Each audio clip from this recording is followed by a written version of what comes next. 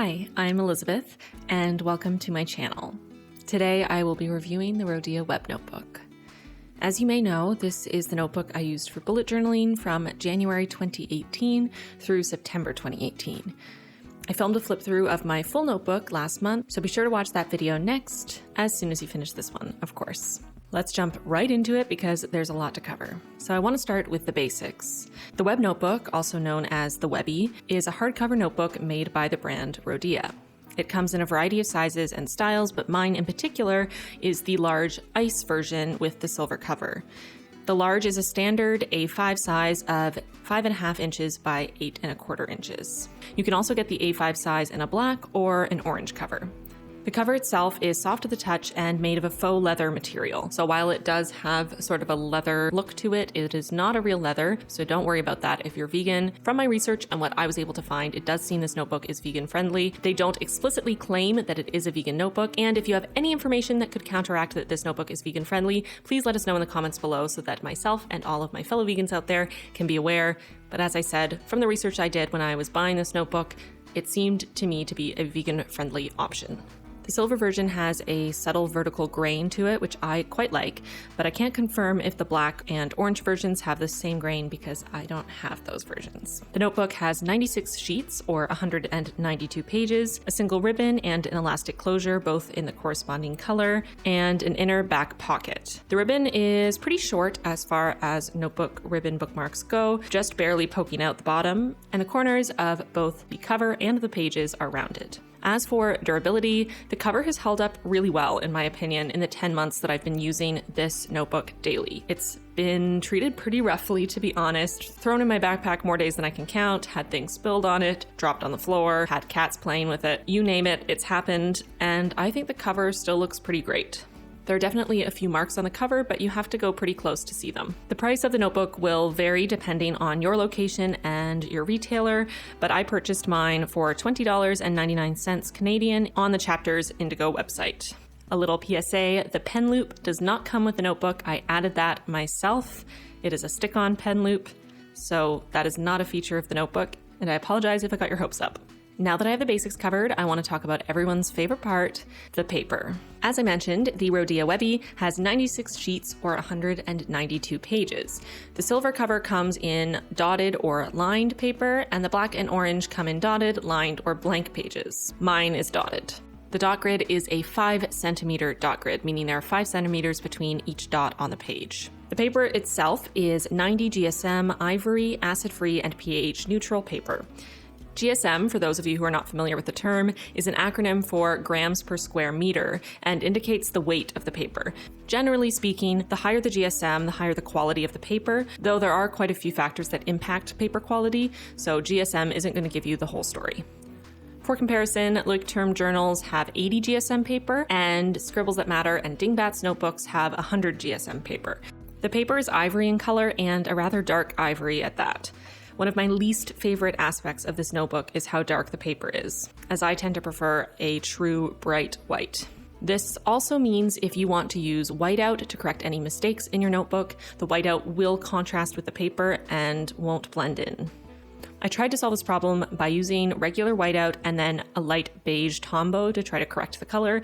It wasn't exact, but it did a pretty good job, but obviously it would be nice to be able to use a standard whiteout and for it to generally blend into the color of the paper. The dots themselves are also quite dark on the page, which might bother you if you do a lot of art in your bujo because the dots likely will show through any lighter colors you use. On the other hand, you might really like the dark dots, especially if you use them quite often as a guide for straight lines or writing or creating spreads, because they are a lot easier to see. Acid-free pH-neutral paper is important for archival purposes. It means that the paper will be better preserved over time. This is a great idea if you want your bullet journals to last long enough for your kids, grandkids, and great-grandkids to find out what you were doing on Tuesday, November 20th, 2018. Now that we know all about the paper, let's see how it performs with a pen test. I'm testing a bunch of different pens and markers that I have on hand. Because the Sakura Microns are my go-to pens, I decided to test 4 different sizes. So I have the 005, the 02, which is around my standard size. I usually use anywhere from the 01 to the 03 on a day-to-day basis. I also tested the 05 and the 08. I then tested the Faber-Castell in medium, a Sharpie permanent marker just for fun, a Copic multiliner in 0.3, Le Pen drawing in 0.3, Stabilo 0.88 fine 0.4, the Staedtler Triplus roller, the Pentel hybrid Technica in 0.4, the Pilot ball Frixion, the Pentel Slissy 0.4, and also a Pentel Slissy 0.8 in a gold color. I also wanted to test out my Tombow dual brush pens, so I just grabbed the black pen and a Copic sketch marker in C7 Cool Gray. Once I finished writing out all of the different pens and markers I wanted to test, I decided to use the remaining space at the bottom for a smudge test. So using my daily pen, the Sakura Micron in 02, I waited 30 seconds and then tried to use a Tombow dual brush pen in yellow and a Stabilo Boss highlighter over the pen. As you can see, the Tombow smudged much more than the Stabilo, but they both smudged after waiting 30 seconds. I decided to keep testing until I got a smudge-free result. A 3-minute wait time with the Stabilo Boss left a tiny bit of smudge, almost unnoticeable, but I wanted to see a completely smudge-free result. And after 5 minutes, I got that. Obviously, these results might vary depending on the type of highlighter or marker you're using, what type of pen you're using, and of course, the paper. But under these limited circumstances, it took a 5-minute wait between finishing to write in the pen and highlighting with the Stabilo Boss for there to be zero smudging. The Tombow brush pen took more time. Even after 5 minutes, it was still smudging, but after a full 10-minute wait, there was no smudging. You'll also notice at the top of the page on the title, the word test is actually smudged in a few spots. I wrote the title in pencil first and wrote over it in pen, and when I went in to erase the pencil afterwards, I guess I hadn't waited a long enough time, and unfortunately I didn't time it, so I don't know how long it was, but when I tried to erase the pencil, it actually smudged the pen in 2 spots. And this is something I remember experiencing unfortunately relatively frequently in my Rhodia Webnotebook. I'm sure part of it is that I'm an impatient human, but I definitely had quite a few experiences where I tried to erase the pencil marks too soon and ended up smudging the pen. Again, this could be the paper's fault, but it could also be the pens I'm using in combination with the paper. Potentially other pens wouldn't smudge quite as much, but it's definitely something to keep in mind, especially if you are a left-handed bullet journaler. You may find that this paper in particular smudges a little more easily than other notebooks you've used. And I'd be really interested to hear if you are a lefty or a righty who uses a Rhodia Webnotebook or has used one. Have you also noticed the smudging, or am I making a mountain out of a molehill? Now I want to look at the results of our pen test. So first, looking at feathering, I've looked really close up, and the only feathering I can spot is a very tiny bit on the Sharpie marker and a little bit on the Copic sketch marker. I don't notice any feathering at all anywhere else, no matter how close I look. Now flipping the paper to look at bleeding, as you can see, it's pretty clear. The only real true bleeding is coming from the Sharpie permanent marker and the Copic marker. I got an almost bleed through from the Stabilo 0.88 fine 0.4 pen right in the center of the square swatch. Because I went over the center a little more than the outside, it looks like it almost bled through, but just not quite. It could almost be classified as just a darker ghosting, but looking at it, I can see that if I'd gone over it a couple more times, it would have bled through. But there was no other bleeding from any of the other pens from what I can see. The last thing to analyze here is the ghosting. There definitely is some ghosting. I would say it's pretty standard from what I've experienced in notebooks of this kind. I don't think the ghosting is horrible, but it's definitely noticeable. More noticeable on the square swatches that I drew because I went over the spot more times, but you can definitely see the writing through the paper, especially if you press the paper right down. There's also ghosting from the highlighter and the Tombow brush pen, and there's more ghosting on the end of the highlighter, so where I finished the highlighter lines and held the highlighter against the page for that extra second, there's definitely a darker ghosting on those spots. If you hate ghosting with a burning passion, this may ghost too much for you, but if you don't mind too much and you're used to notebooks that have a lower GSM paper, this is going to seem amazing and like there's barely any ghosting to you. For me, coming to the Rhodia Webbie from a moleskin notebook, it felt like the ghosting was a million times better. So it definitely depends on what notebooks you've been using in the past for how this one will compare. Once I finished the pen test, I decided to try out some watercolors. As you all know, I've been getting into watercolors in the last couple months, and I was never brave enough to use watercolors directly on my Webbie paper, but I thought for this video, why not? I'm using my Winsor & Newton Cotman watercolors and trying them out with different amounts of pigment and water to try to get a pretty clear idea of how this paper holds up to the watercolor. So that first line is about an average amount of water and pigment, in my opinion. The next line I used a lot more water, and the next line I tried to use more pigment and less water. Next up, I blended from blue into purple using quite a bit of water to try to get a smooth blend. I found the pigment was pooling in certain parts of the page a little bit more than what I would see on a watercolor paper. Because the paper started to warp a little as it got wet, the pigment would pool in those spots. For fun, I tried doing a little bit of hand lettering with my brush and my watercolor. This is literally the first time I ever tried to do any kind of hand lettering with watercolor, so it's a bit rough. Please don't judge me. This was just me playing around a little bit. Next, I created a little bit of a rainbow, again using quite a bit of water to blend all of these colors together and a pretty good amount of pigment.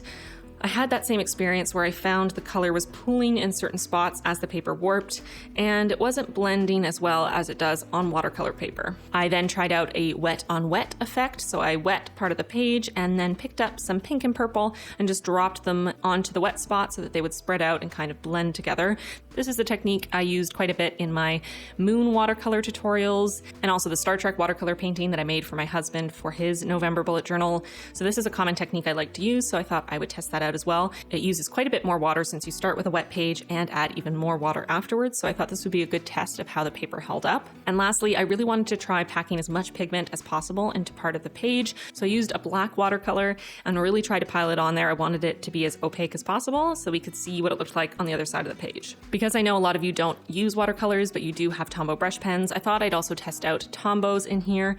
I do have a lot more experience using Tombows on this paper as I use them quite a bit throughout my spreads. I found the same thing in this test as I did using Tombows throughout this journal. They're pretty difficult to blend together on this paper, and they also start to pill quite quickly. So if you blend for more than a second or two, or try to use the clear blender for more than a second or two on the page will start to pill and you'll get little balled up pieces of paper coming off. I also find when you do that, you end up getting bleeding pretty quickly. It almost doesn't feel worth it to try to blend on the page because even though you get that pilling and the bleeding, it still doesn't really blend. I find the Tombows dry so quickly on this paper that it's really difficult to blend them together once you put them down because they're basically dry and done. I definitely had a lot more success blending colors off of the page and then applying them with the clear blender so that they would apply quite lightly so I could try to combine them in a more subtle way. You can see this on my self-care spread that I did with my sort of nebula-inspired, really light night skies that I did using Tombow brush pens. You can also see this in my coffee theme where I did my latte cover art. So I wouldn't really recommend that you try to blend Tombows on this paper. If you do want to get a really blended look, I would suggest checking out my August plan with me from 2017. I did a pretty cool technique in that video where you combine the colors on a piece of plastic, add water, and then press it into the page, and they blend together quite well that way. Of course, you also have the option of using another type of paper that's a little more suited to Tombow blending, like watercolor paper, and then pasting it into your journal. Taking a look at the back of the page to see the result, there is definitely some ghosting as we saw with the pens, though it's not as severe as I thought it would be. You can definitely see the areas that have the paint on them, but I don't think they're any darker than the pen. There is a little bit of warping where I use the water, and definitely the most warping where I did the wet on wet technique. But again, the warping is not nearly as severe as I expected it to be, and I didn't notice any warping on the next page underneath. If you are worried about that, of course, you can put some other paper in between, some cardboard or something, or even paper towel to try to protect the next page, but I didn't do that and I don't see any warping at all. Definitely keep this in mind if you're planning on using the paper on the other side of where you're doing watercolor, because I'm not sure how using watercolor would impact any pen or other colors that you would have drawn on the other side of the page. You can also see here that there is also ghosting from the Tombows and the bleed through that you see at the bottom here of the word hello, where I tried to blend the blue into the yellow. So now that we've gone through everything, it's time for the conclusion. I want to quickly talk through the good, the bad, and the ugly as I see it.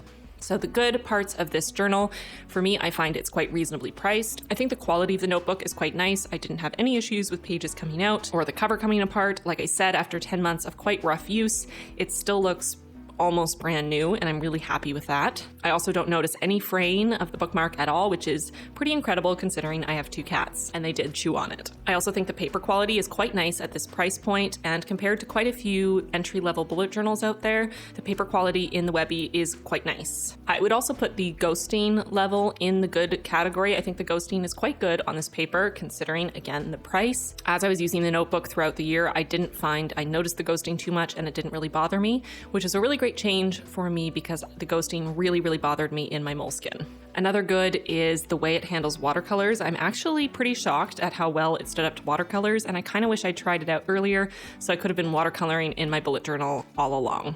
Now on to the bad. Of course, this is just my personal opinion. For me, the color of the paper is not a favorite. It's definitely a con for me on this notebook. I wish the paper was a brighter white and not so dark. The dots being very dark aren't as much of a con for me as the paper color, but I do wish the dots were a little bit lighter as well. Another bad for me is how it handles tombos. The tombos just really don't blend because they do dry so quick, and it's too bad because I have quite a few tombos. I really like working with them, but I just find I can't do anything too creative with tombos in this notebook because the paper just doesn't allow for it. Another thing I'd probably put in the bad category is the lack of a pen loop. As you can see, I added a pen loop of my own because I do use a pen loop. I want to be able to bring a pen with me and have it connected to my notebook. As for the ugly, I don't think there is any. I really like this notebook overall. So final conclusion, would I recommend you go out and buy the Rhodia Webnotebook? The answer is yes. I do recommend the Rhodia Webbie. It's not perfect for everyone. It definitely depends on you and how you use your bullet journal. But if you don't mind the cons that I listed, like the slightly darker ivory paper, the darker dots, or the inability to blend tombos together on the page, then this could be a great option for you. Even with those cons, I would buy another one of these in a heartbeat. It was a pleasure to use. It held up so well and really does everything that you could expect it to do for a notebook at this price point. I think if you've been using a more basic notebook for a long time, whether that's a cheaper notebook from Michael's or the dollar store, or if you've been using something like a Leuchtturm or a Moleskine, I would highly recommend trying out the Rhodia Webnotebook. The price point is pretty comparable, but it really is a step up in paper quality. Another great bonus is that you can use watercolors in this notebook. So whether you're a newbie or you've been watercoloring for a long time, that's a great thing to be able to incorporate into your bullet journaling.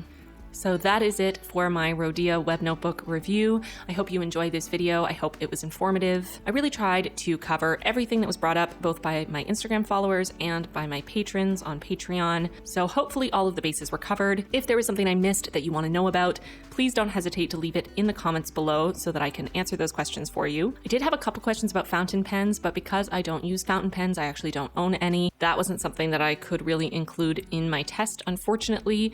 If I'm able to find another Rhodia Webnotebook review somewhere on YouTube or the internet that also talks about fountain pens in the notebook, I will link it in the description box so that you can go check that out if you are a fountain pen user yourself. Please let me know in the comments below if you've ever used the Rhodia Webnotebook or if you would consider it. I also would love to know what notebook you're currently using and all the notebooks you've ever tried, along with any requests you have for notebooks you'd like to see me review in the future. A Dingbats notebook review is coming in December. I'm planning on doing a video combining reviews of the Dingbats Earth collection and the Dingbats Wildlife collection notebooks together so that I can compare and contrast. I want to take a moment to thank my patrons. Thank you so much to my Plant-Based Bride patrons squad. You are all amazing and I'm so grateful to have you around. Our first live stream for patrons over the $3 level is happening on Monday, November 19th. So if you're not a patron yet, but you'd love to hop in on the live stream, make sure to join the Patreon family before Monday the 19th. I'll leave a link to my Patreon in the description box, in the cards, and in the end card if you want to check out the rewards and become a squad member. Don't forget to give this video a like. I put quite a bit of time and research into this one for you, and subscribe if you haven't already. Thanks so much for watching, and I'll see you next time. Bye, friends.